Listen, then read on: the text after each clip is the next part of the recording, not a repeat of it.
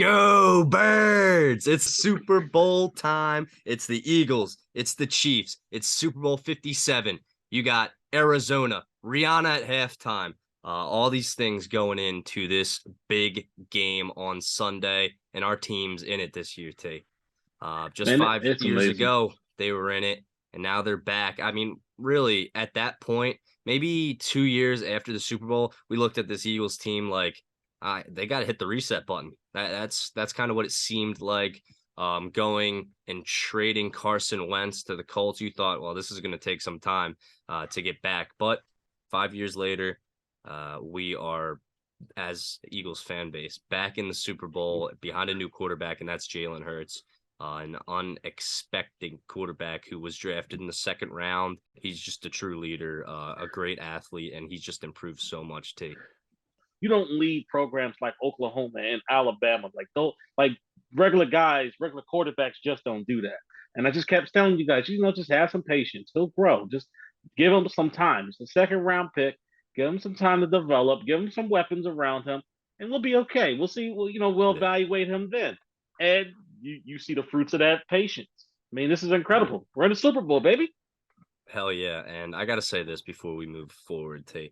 I feel a little uneasy about the overwhelming confidence I'm hearing from either people calling in on the radio. I tune in from time to time when I'm in the car and Mm-hmm. just while I'm walking around or on social media and stuff. I feel a little uneasy about that confidence, T. It kind of takes me back to not that I was a fully functioning Eagles fan in 2004, but I remember reading about it in the encyclopedia, the Eagles encyclopedia, how big of a kind of the same energy it was where the Eagles had their parade route planned and already were getting the streets ready for it before they played the big game against the Patriots. And Bill Belichick used that as motivation for his Patriots team the night before the Super Bowl. They came out, and we know what happened. That's why guys like Brian Dawkins don't have a Super Bowl ring as a player. And Donovan McNabb and guys like that. T. I just make Well, me feel a little bit better, okay, so I'm gonna put your mind at ease a little bit. Well, first and please. foremost, back in '04, well, let me say this right now. In 2017, the year that they Yeah, won, they did pre-plan the route as well. yeah. They did pre-plan the date, the same thing that they're doing now. So you know, let's take it easy on that one. You know how I Because am, T. that's You know how I am. I know, and you know what, I'm not saying the Eagles fans don't have a right to be overconfident. They do. I mean, we basically dominated everyone that we faced in the playoffs so far. I mean, we swept the Giants like it wasn't nothing, 38-7.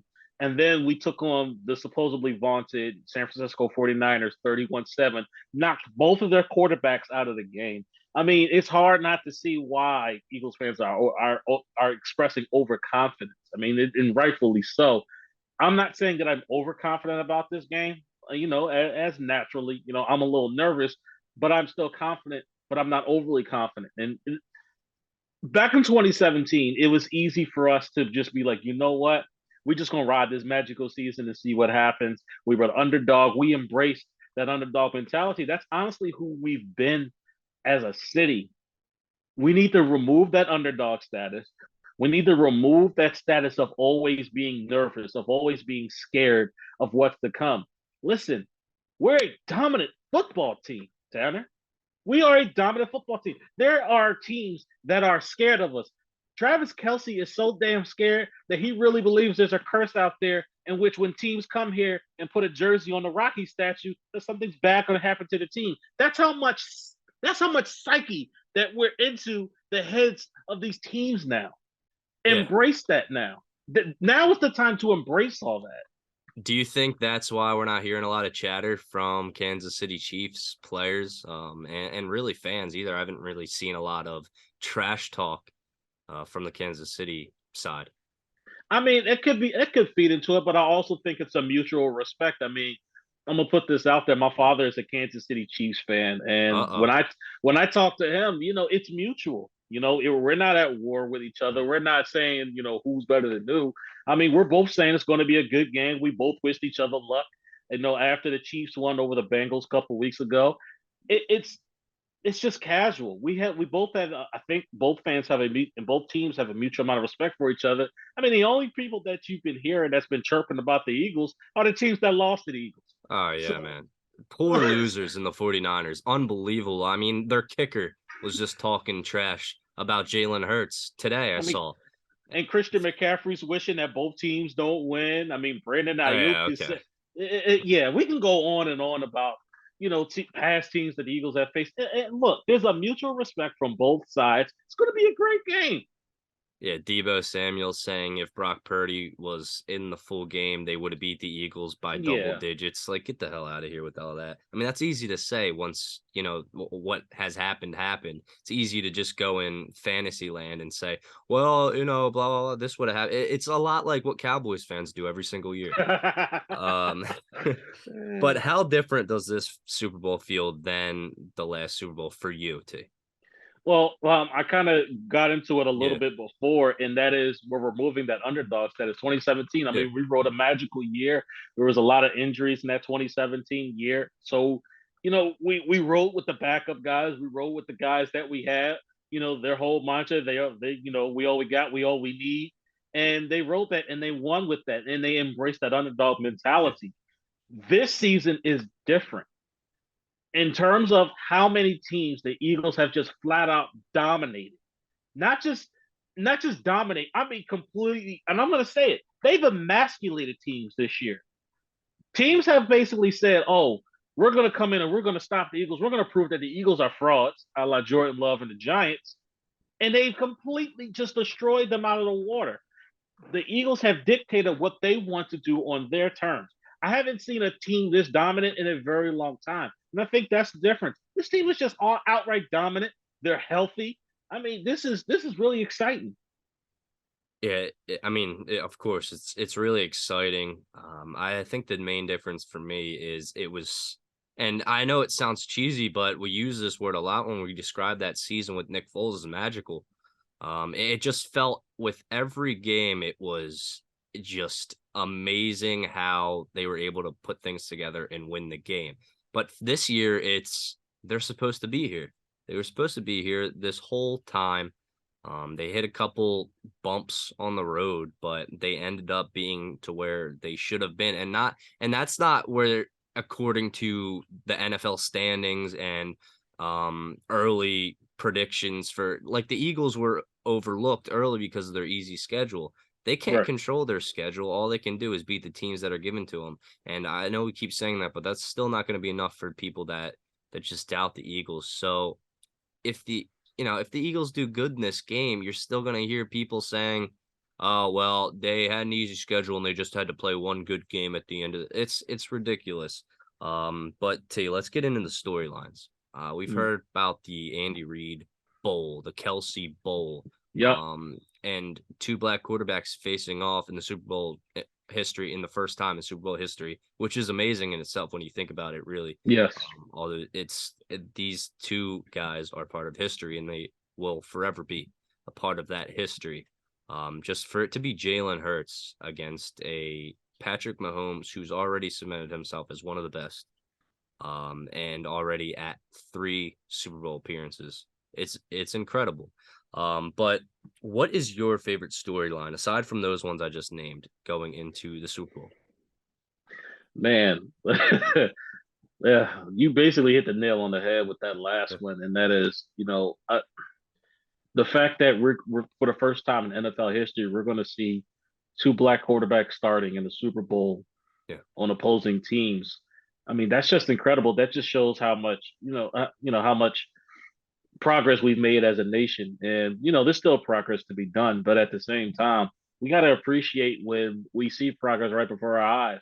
There was a time when just because of the color of your skin, you weren't considered a quarterback because, and I quote, there you can look it up and there's scouts that said this that black players aren't as smart, and to see the evolution of the game in which we see, and I mean, not just from the black quarterback position, but also from the quarterback with the ability to run from that position. Because remember, there was a time where quarterbacks with the running ability, they were just good for entertaining and putting butts in seats. They weren't guys that were going to take their team very far. And now you see two guys who basically have that run game in them as a part of who they are and part of their makeup as quarterbacks. It's absolutely incredible. Yeah, I definitely agree. And we're still hearing that criticism towards black quarterbacks in the league. You look at Lamar Jackson, I mean, huge. A couple years ago, that was all you heard about. How he can't be a quarterback in the NFL, people asking him to change positions. But this is definitely a move in the right direction. I think by also saying that we're kind of taking away credit from these guys being just great players, and Yes. they brought themselves there.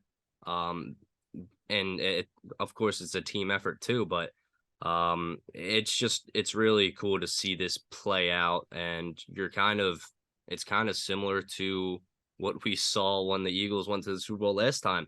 It was Carson Wentz playing an MVP caliber season, and he gets injured. He loses out to the opponent of the other team in the Super Bowl. It was Tom Brady. It looks like this year is going to be Patrick Mahomes. So Jalen Hurts is going to be playing against MVP Patrick Mahomes. It's a shame because, Hurts missed those couple of games, which probably would have put him into that Yep. MVP Just like spot, Wentz. just exactly like Wentz. But you know what? It's all good, Tanner, because Yeah. Mahomes can have that MVP. There's something bigger I want come Sunday. Oh yeah, and I know Jalen Hurts is thinking that same exact way. But for me, my storyline's got to be the Chiefs wide receivers, Mm. because this is a Chiefs team without Tyreek Hill. Obviously he's Miami Dolphin now, but they've been able to still play the same kind of level of football without Tyreek Hill. They have Juju Smith-Schuster, Mm. Scantlin over there, and just other guys who you're not really used to hearing their name a lot, but when they're combined and when Patrick Mahomes is throwing the ball, I mean they're dangerous weapons. And of course that'll always be a threat, but that is my storyline with I know Smith Schuster had that knee injury, Tony got the ankle injury, Hardman was the pelvis. So I'm not sure exactly what their destination will be for I would assume that they would do their best and they would be playing. I think Smith Schuster will definitely be playing. I think he'll And push himself. he had that talk about cheesesteaks, T. That was just ridiculous. And we know how Juju is with that bad Juju, with the TikToks, and stuff like kind of jinxing his team in Pittsburgh.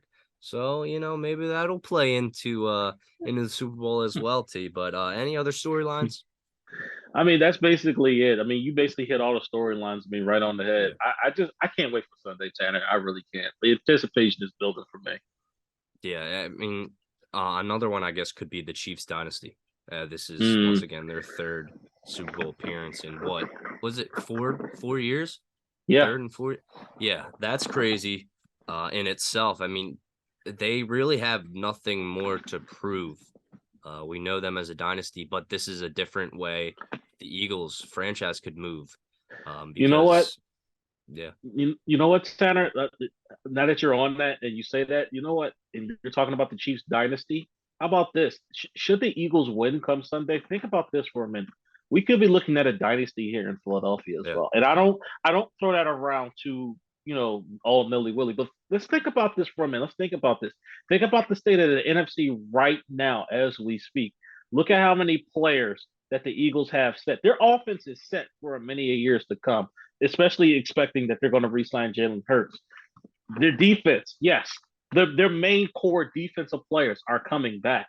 Think about the entire state of the NFC. There's not really a challenger for the NFC title that's really worthy of being with the Eagles if you think about it. I mean, the 49ers are the only team that really came close. yeah, and they But could be getting a new quarterback, and that will definitely help them. and it'll help them, but it could also set them back as well because that quarterback is still another year removed from actually playing.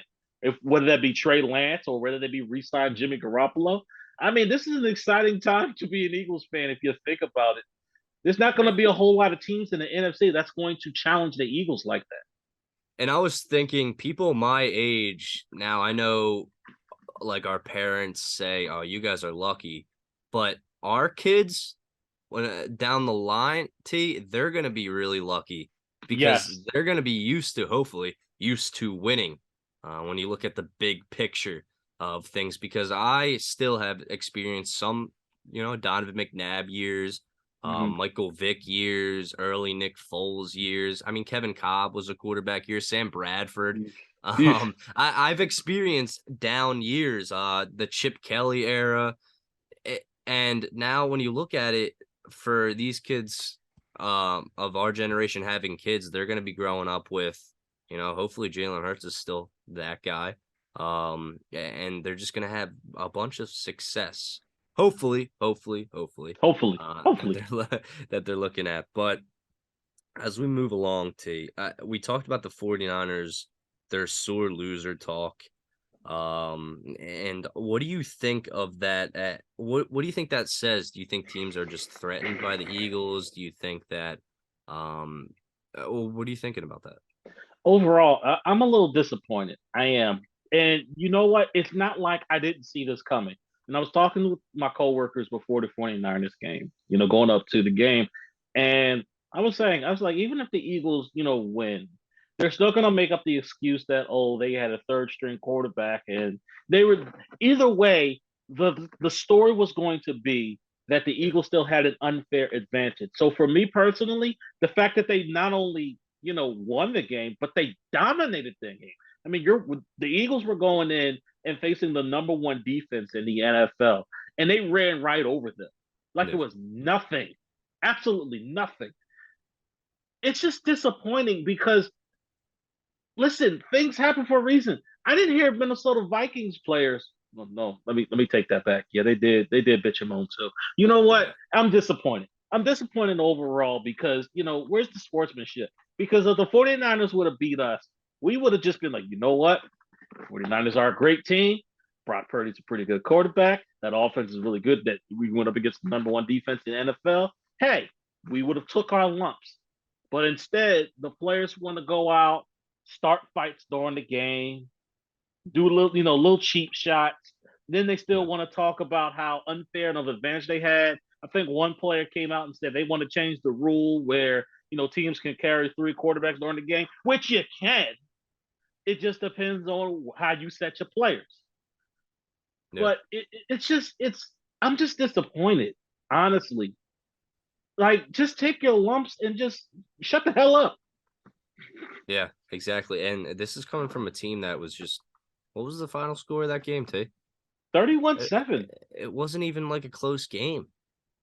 And to say, if we had Brock Purdy, we would have beat them by double digits. That's ridiculous, and that is unsportsmanlike in itself. And especially when we're hearing about, all these memes on Twitter and stuff about the script and everything. Now it's people not admitting a loss. But so I like to look into stats. You Mhm. know how I do with that, and Of course. maybe a little too much sometimes. Things can be determined on stats, and then it goes a completely different way. But Mhm. I want to look into Jalen Hurts' playoff stats. I'm not going to say, because I've been hearing this talk this week about how Jalen Hurts hasn't given his biggest performance in a big game yet. And Mhm. while I see that, we're comparing a player who has just played 3 playoff games, and we're bringing up his college stats. His last game in high school, I heard someone talking about. But Mhm. let's look into this year's the 2 playoff games against the Giants and the 49ers. He completed 63% of his passes. He had 2 touchdown passes. Most of it was on the ground in the playoffs because we could expose opponents' defenses with Right.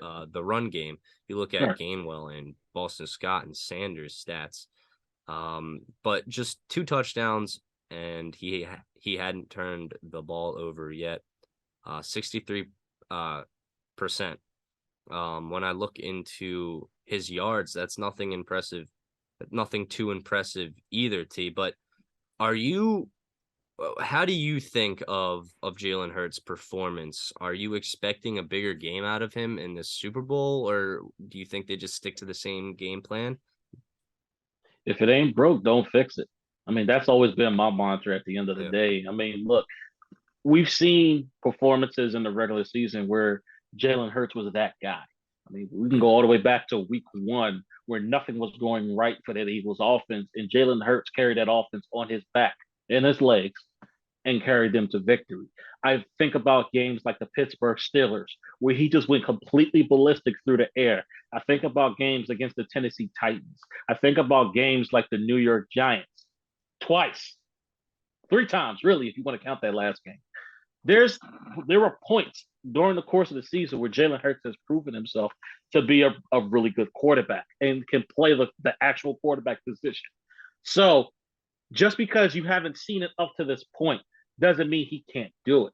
Doesn't mean that teams are scheming to take that away. AJ Brown is literally his nickname says it all. He's always open.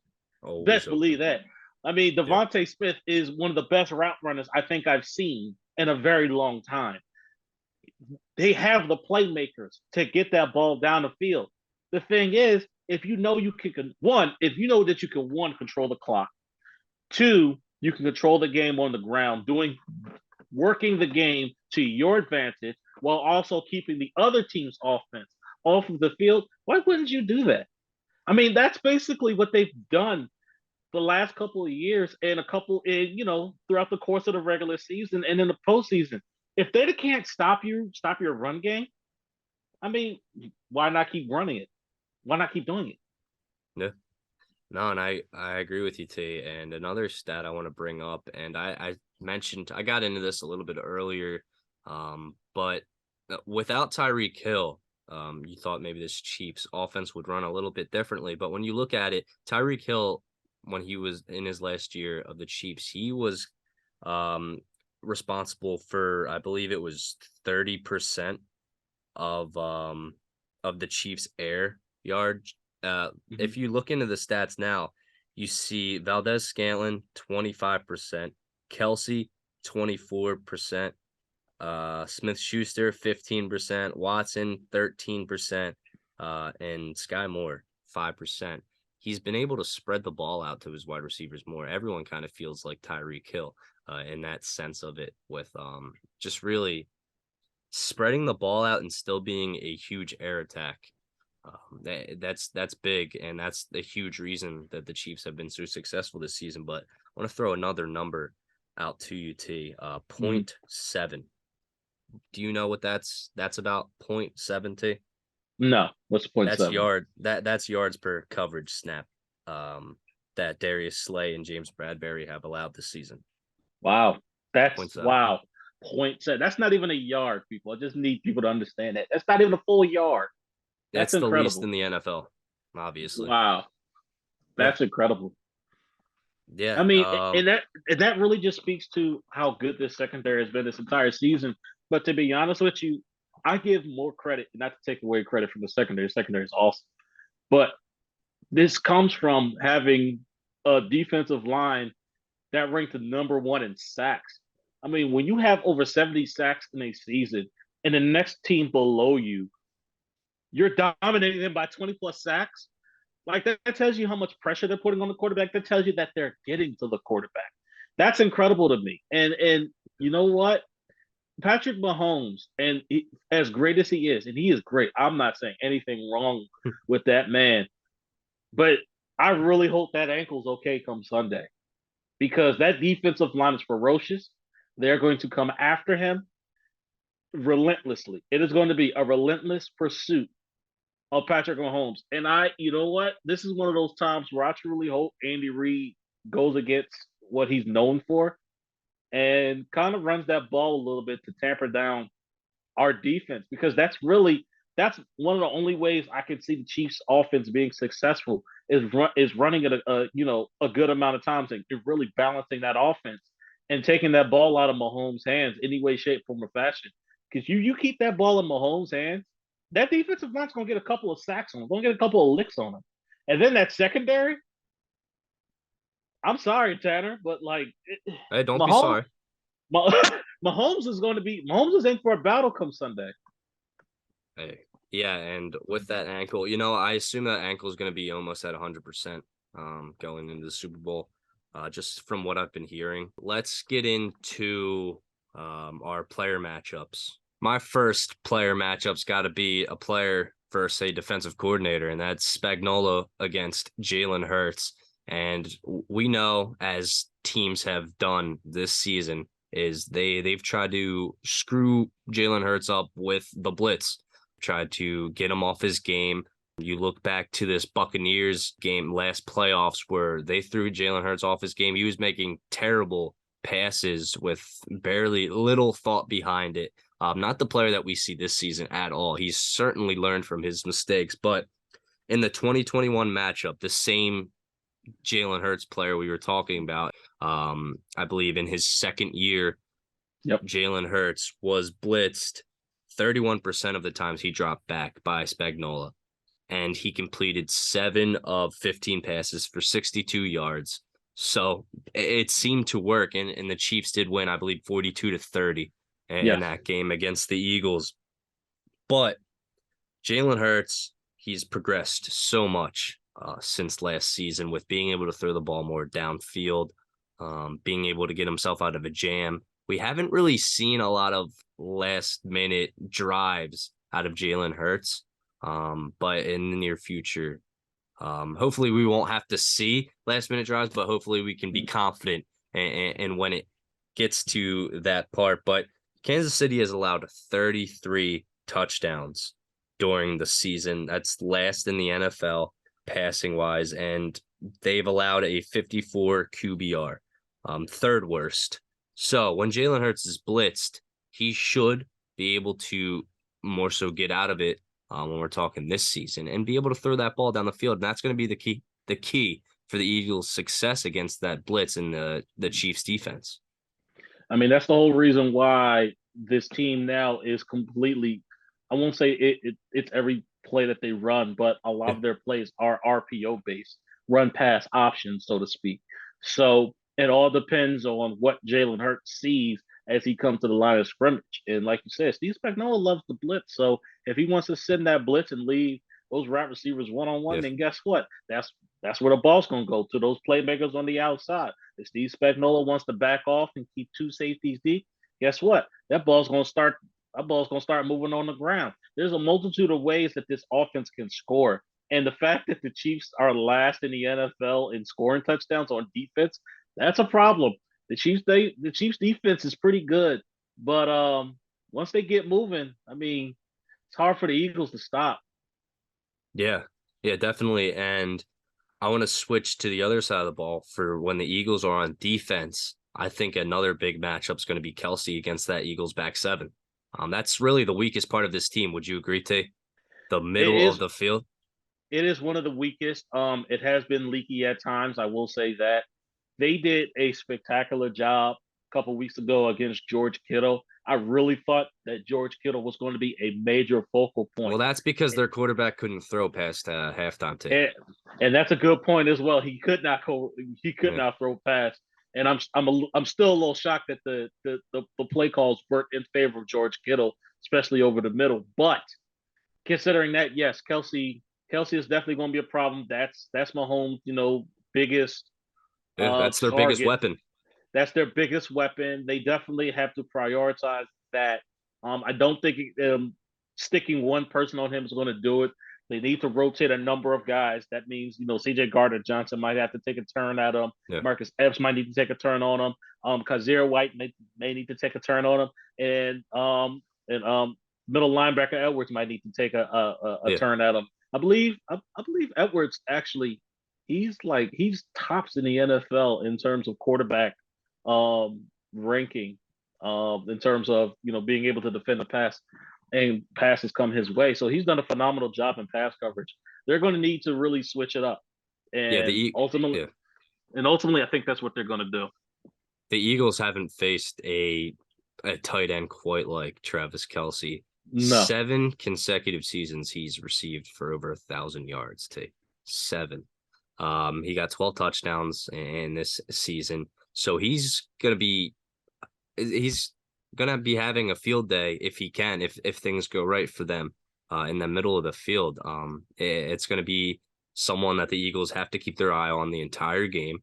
It's gonna be a challenge. You can't just shut him out and hope that their quarterback can't throw it to him because it's Patrick Mahomes' connection with Yes. Travis Kelce. These guys have been playing for a long time together right now. And it's nothing like Brock Purdy and George Kittle. And I think this is one of the biggest matchups that's going to kind of figure out which direction this game's going in. Yeah, For definitely. It's a different matchup. You're going, like I said, Patrick Mahomes is the X factor in this game. You cut the head of the dragon off. That's the only way you're going to be able to slow this dragon down.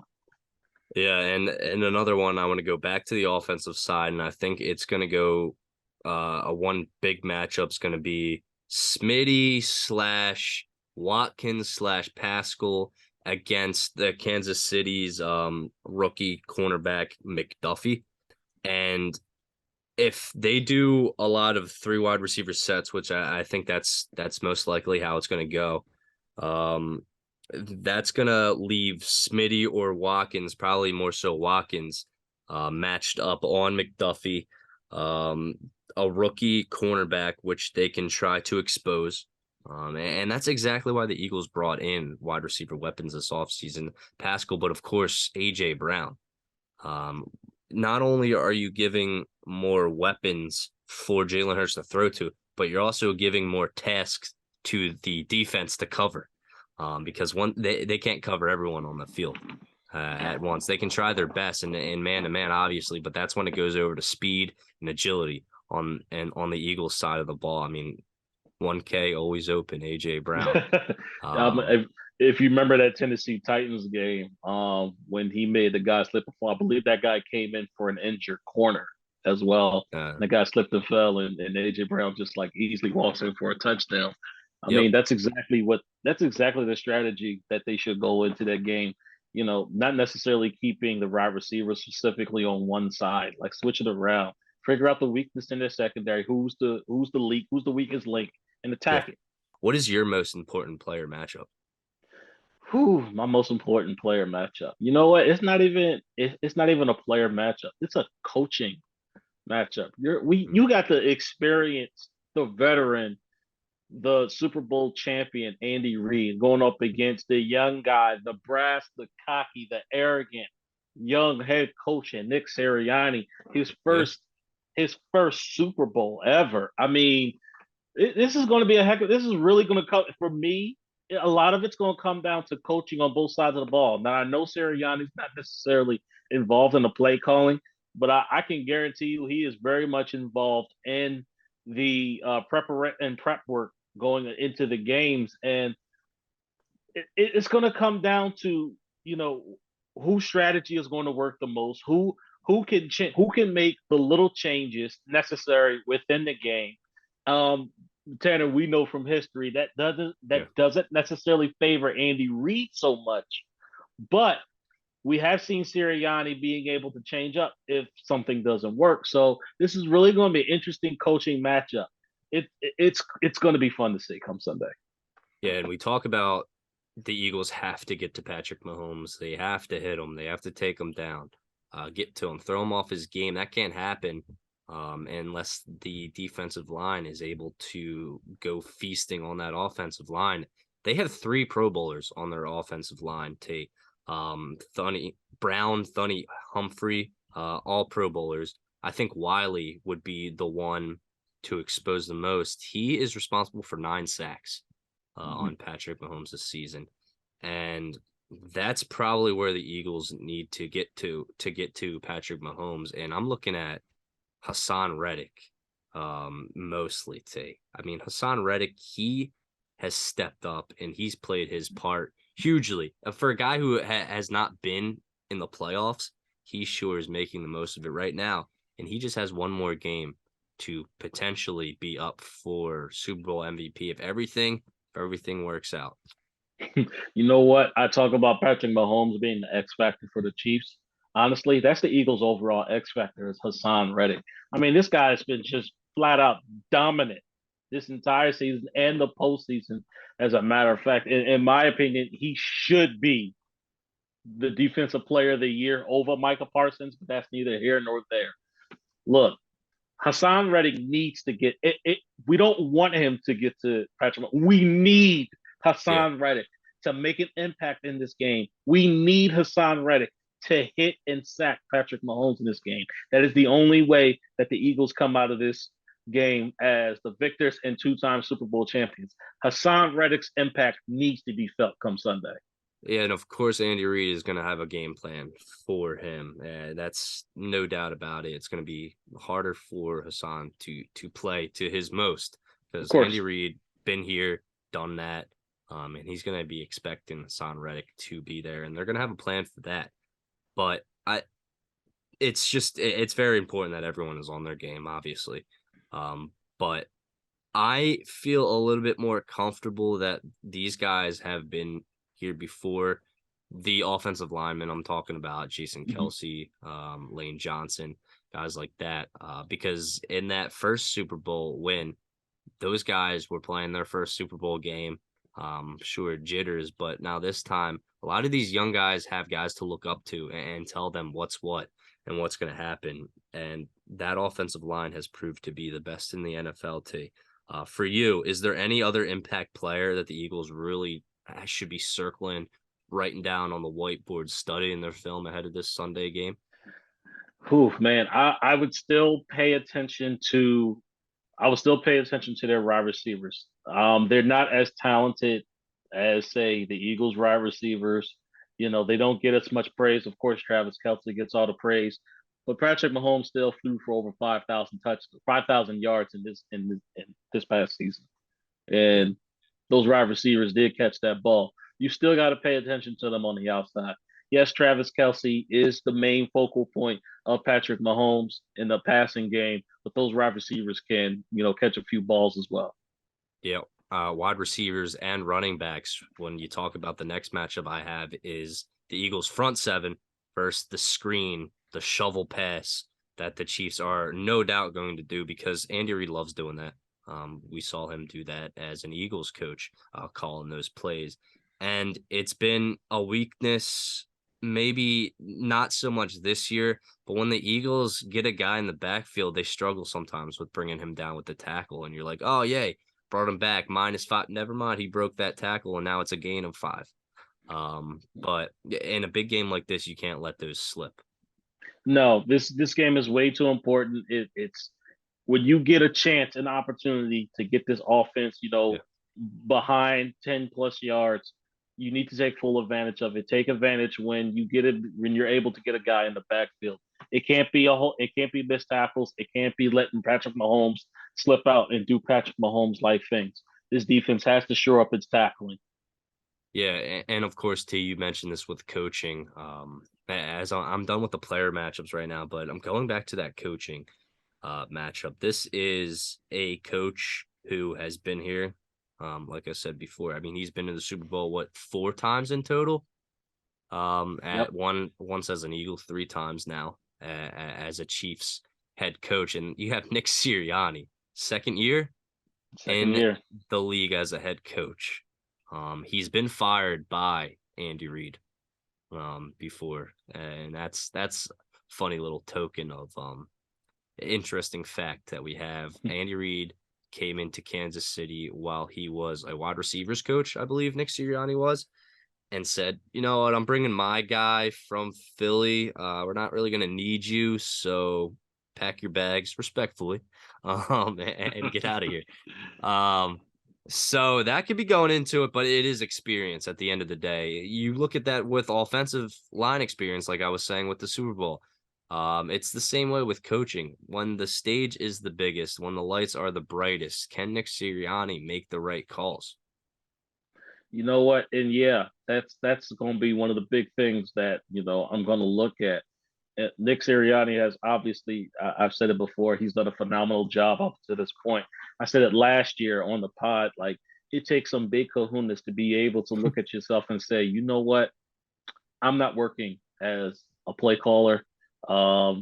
This team's not going the direction I needed to. I'm going to look to my offensive coordinator, give him the play calling duties in the middle of the season. Like, that takes that takes big kahunas. That takes you putting your pride down and off to the side. And that showed me a whole lot about who Nick Sirianni is as a coach. He's a coach that's willing to change something if it's not working. A coach that's willing to look at himself and see and say, you know what, this ain't working. It's my fault. You know what? Let's try something different. And Yeah. for me, I think that's what the game's going to come down to. As we know, like I said before, Reed's been stubborn sometimes to a fault. You know, he likes passing that ball. He doesn't necessarily care for, running the football. That could be a detriment. That could be a downfall considering the type of pass rushers that this Chiefs offense is about to face. But we'll see. Yeah, let's hope we see some bad old Andy Reid shine through in this where he forgets. Bad timeouts, bad time Yeah, he management. forgets how to run the clock. He forgets the rules in games where, oh wait, I thought we played another overtime. Stuff like that, where it's just really you're a coach in the NFL making that mistake. But Tay, is this going to be a close game? For me, it's going to be a close game. I know we've been dominant, and in our last couple of games, the Chiefs are a whole different ball game, man. I mean, Yeah, offensively, definitely. they are just a juggernaut of a team. I mean, defensively, they have leaks, but offensively is where they're going to keep them in the game. And for me, I think Mahomes, like I said, we've been saying it all episode long. Mahomes is that X factor, and Mahomes is just not going to go down without a fight. So if I were to predict the score right now, Oh, I'm not going to do that, but you can. you know what? I'm going to go on a limb. I'm going to say the Eagles win 35-30. Oh, I say it's going to be high scoring. It's going to you're be making high me anxious, anxiety. Tay. I can't believe And you just said that. listen, and listen, and I'm not saying that our defense is bad because it's not. Like our defense is top three again. But this game is literally going to be won in the trenches on both sides of the ball. Whoever wins in those trenches on both sides of the ball, that's who's going to come out the victor. Yeah, you can expect that definitely. But I'm gonna avoid that prediction to you. I just can't do it. You know how I am. I can't do that. But I do think that I do think that this game is gonna go into. I think it is gonna be a tighter game, definitely, and I think the Eagles. Let's see. I think it's gonna be a higher 20s game. So Mm, yeah, I think okay. it's going to be maybe 28 to 28-24. I'm not going to say, who I see. I just can't go that far because that's Ah, just me as, superstitious. But okay. asking, let's get into more fun part about watching the Super Bowl because we have a team in the race. And it gets a little nerve-wracking with that, but are you a guy who likes to stay at home or So do mhm. you like to go to Super Bowl parties? I'm not a fan of Super Bowl parties. That's not who I am. I like to be at home. You know, maybe surrounded by a couple of my family members. For the most part, I like watching my games alone. By myself in a room. But I know this coming Sunday that's not going to happen. But I'm going to have my wife around and a couple of her family members around. We got a couple food orders that's going to be coming in on Sunday. So um, we're gonna have our own little shindig. But Yeah, yeah, for the it's for the fair most enough. part, I like being at home by myself Yeah, it's fair watching the enough. game. You want to be watching the game. You don't want to be distracted with anything like that. When Right, your team's not in it, I mean, you can just lose right. track of the game. But it was the Bengals and the Rams game was interesting in many different ways, and it was a good game. And the halftime show, that was great to watch too. But you had Joe Burrow, bringing his Bengals in. Matt Stafford, Mhm. can he win his first ring? And there's the same storylines for that, but it's different because it's our own team. I mean, Right. we're used to hearing about that stuff. And of course, I'm a huge Rihanna fan, so I'm looking forward to that halftime show. I'll be at the party sitting in front of the TV. I don't want any distractions. Once the No. Eagles have the ball, maybe I'll take a break if they kick it off or something. I'll take a few laps around, but I'm sitting in that same seat if the Eagles are having success. That's how superstitious I am. I'm eating the same food. Heck, I'm even wearing the same jersey I've been wearing the whole postseason, the black Brian Dawkins jersey. That's been my jersey. It's a little stinky, but it's worth it. You know what? It really You is. know what, Tanner? I know I said I wasn't really superstitious, but I'm kind of ordering the same thing that I did 5 years ago. Oh boy. Uh, so I'm not gonna say I'm not superstitious, but I kind of told my wife, I'm like, I kind of need the same foods. Yeah, Like, need the same routine. yeah, I kind of need the same thing going here. So Maybe I even the got, same delivery guy who dropped it off last time 5 years ago. I need him to come by. well, Um, that delivery guy was me. So, oh, yeah. All right. Fair enough. but yeah, I mean, yeah, I'm gonna tell the wife to wash the sweatshirt. What the hell? I've been wearing the sweatshirt all season long. You can't wash it yet. You got one game, T. One I mean, game left, then wash it. I've been washing it this entire season, Oh, so okay. All right.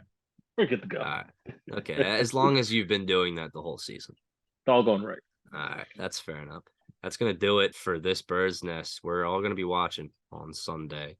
And hopefully we can be talking about that Eagles dynasty that we were teasing a little earlier, T. I hope Go so. Birds. Go Go Birds. Birds. Let's Please. bring it home. Let's bring it home.